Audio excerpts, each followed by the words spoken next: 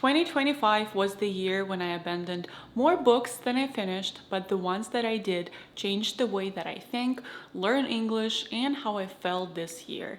In this video, I'm sharing the 9 books that stayed with me. Book number 1 absolutely wrecked me, and book number 5 was so addictive that I did not write a single vocabulary note. And somewhere in this list, there is a thriller that genuinely fooled me twice. For context, I'm a non-native English speaker, and reading still is the simplest way for me to grow my vocabulary, notice new expressions, and just genuinely enjoy the process, the learning process. This list isn't about literary perfection, it is just the books that made me feel something and shifted something in me.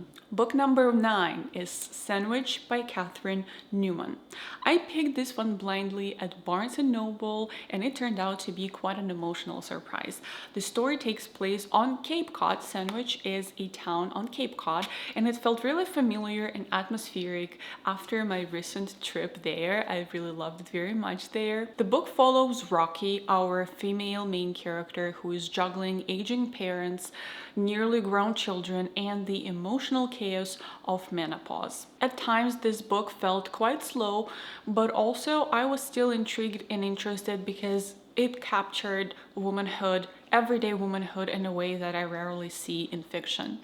For most of my life, I've been reading literature written by men, and that is centered mostly around male lives and perspectives, and that somehow made me feel like male perspective is the default one, and women's inner, lives are more of a niche or something. And recently, I've been intentionally picking books written by women and about women to kind of rebalance that. And if you're like me, and if you read mostly male written literature for most of your life, this book feels like reclaiming something. I found a few very interesting expressions in this book, and if you're a language learner like myself, level-wise, I think this book is very approachable. It's also not very big. It's maybe 200 pages, and I would recommend it to people with B1, B2 level, intermediate, and upper intermediate, and above. Book number 8 is We Were Liars by Lockhart. Someone described this book to me as a book they binge read in one night, and that was enough for me to give it a try. This is a psychological suspense set on a private island in Massachusetts. Our teen narrator, Cadence, survived a traumatic accident that she cannot remember, and then she comes back to the island with her family members, and she starts unraveling the truth behind that accident piece by piece. I picked it up partly because of my New England obsession this year, but it actually ended up being that kind of light and simple read that I needed at the time. There is a mystery in this book that kept me going. I was really invested and curious to learn more about that accident. And overall, it felt satisfying to finish this book, and it just reminded me that sometimes reading can be only for fun and not necessarily to achieve a goal like to improve my English. Although there were a couple of interesting phrases here, a lot of conversational English, so if you're level B1, B2, you might enjoy it and find it quite practical. Book number 7 is The Night and the Moth by Rachel Gillig, book number 1 in her new duology. This book reminded me why I like Gothic fantasy. It was dark, atmospheric, and immersive enough for me to lose track of hours and even days. There is also this eerie old church vibe going on in this book that either grabs you or doesn't. It did grab me, but it does not have to be your thing. The story follows Sybil, who is a diviner in the said church, and her very unlikely ally, a knight who also does not believe in gods and all the things that make up Sybil's world. They become allies when other diviners start disappearing, as Sybil needs to get to the bottom of the story. I picked this book because I really loved the other books by the same author, her other duology, The Shepherd King. This one did not become my all-time favorite, and it did not top One Dark Window, but it still gave me this lost in another world feeling that only certain fantasies give me. The world just pulled me in, the world felt quite unique, and the magic system was something that I was curious to explore because I've never read anything like that. It wasn't an easy read vocabulary wise because there's a lot of specific vocabulary to church, and there is some old-fashioned vocabulary which is poetic and beautiful, and that is one reason why I felt pulled in and immersed. But I would say if you are not at least B2 upper intermediate level, that's going to be challenging for you. Book number 6, The Bright Years by Sarah Damoff. I'm sorry if I'm mispronouncing. This story follows the Bright family and uncovers the dysfunctional dynamics of that family, secrets, addiction, and forgiveness. This is one of those stories that makes you recognize little pieces of your own family, even if you don't really want to. I was able to connect with this book emotionally, maybe because I am myself coming from a dysfunctional family, and it felt quite healing to see the journey of the characters and how they were able to separate from their families, from their past, from their traumas. That felt quite healing to me. I've been really leaning towards books like this year and last year, maybe for that same reason, because it feels healing. The vocabulary here was quite idiomatic and figurative, and I appreciate this kind of vocabulary. Some people call it purple prose, like just pretty beautiful language that is not functional, like you don't need to know all those idioms and phrases. But I'm coming from the Russian language, and the Russian language is really rich in figurative speech and expressions. I don't think that those things are important for survival, but they are for personality and expression, and I love those, so I really enjoyed learning vocabulary from this book. Up until this point, all the books that I mentioned were good, but I was not too passionate about them. But here, book number 5 is when my reading year finally turned around. I was so absorbed in the story, I did not even attempt to write down any vocabulary from it. The book follows a teen girl, Cordelia, and her strange and abusive mother. You can tell there's something wrong with this family from the start, but you're just not sure what it is.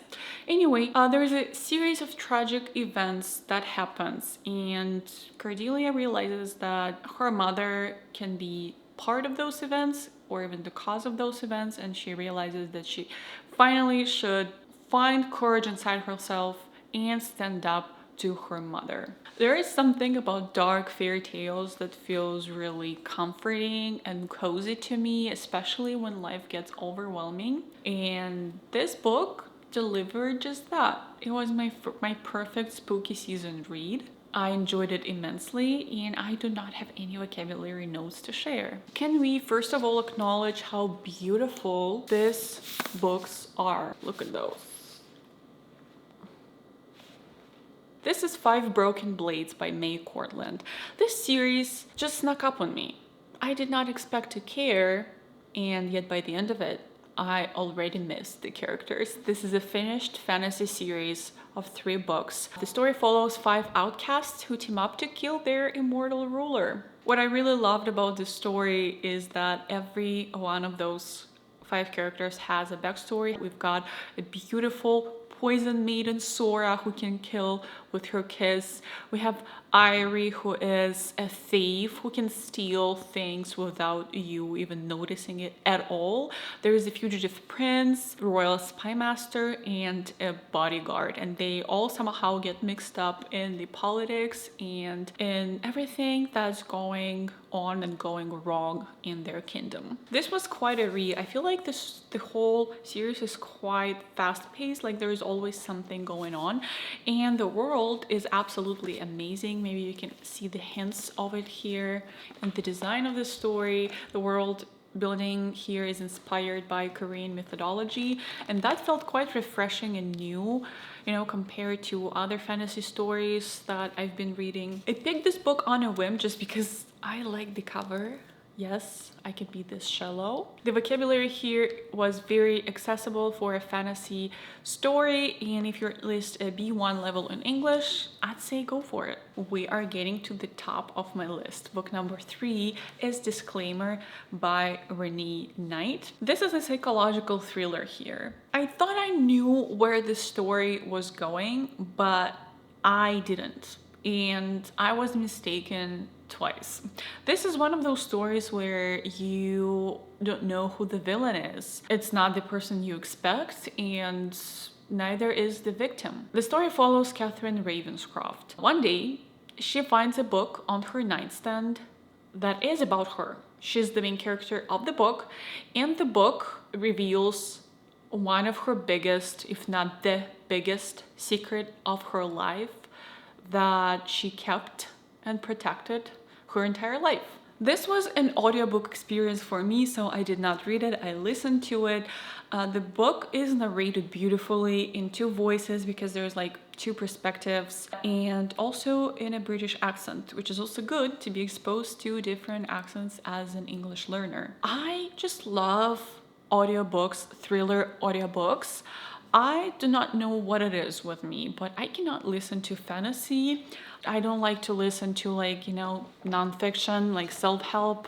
It's so easy for me to get distracted, but when it comes to thrillers, this suspense just pulls me in and does not let me go, and that is exactly what happened here. And again, this story touches on womanhood and some of the issues, I would say, related to that. So no spoilers, but you gotta try it. Malibu Rising by Taylor Jenkins Reid. This one is simultaneously fun and devastating.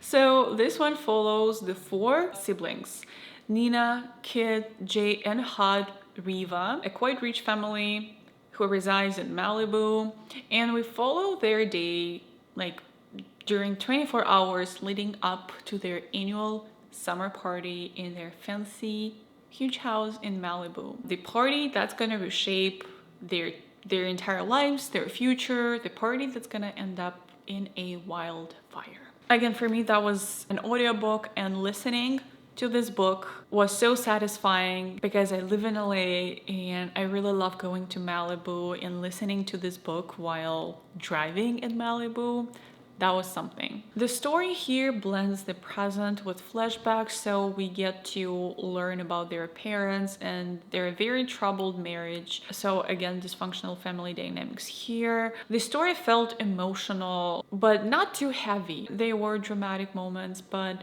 in the end it was quite satisfying. I listened to it during a quite stressful period of time in my life, and it kind of helped me and got me distracted. And book number 1 of my list, are we ready? Drum roll. Play It As It Lays by Joan Didion. Minimal, sharp, devastating. It's depression in a book format. This book follows a 31-year-old woman recovering in a psychiatric clinic after her life collapses and she cannot take it anymore.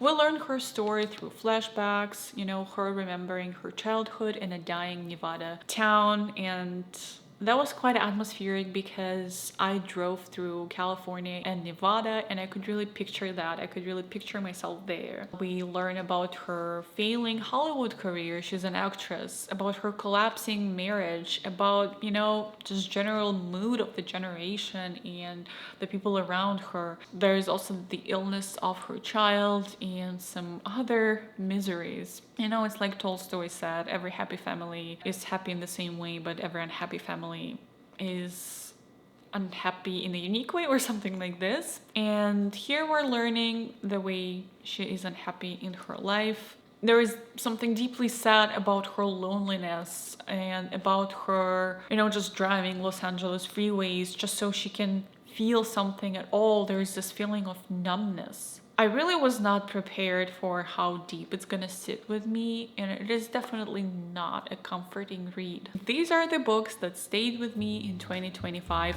in my English, my mood, my life. If you read any of them, let me know in the comments what you thought of them, and if you found a book in 2025 that changed something in you, I would love to hear your recommendation. Let me know if you would love me to share the books that I did not like, and I guess I will catch you in my next video.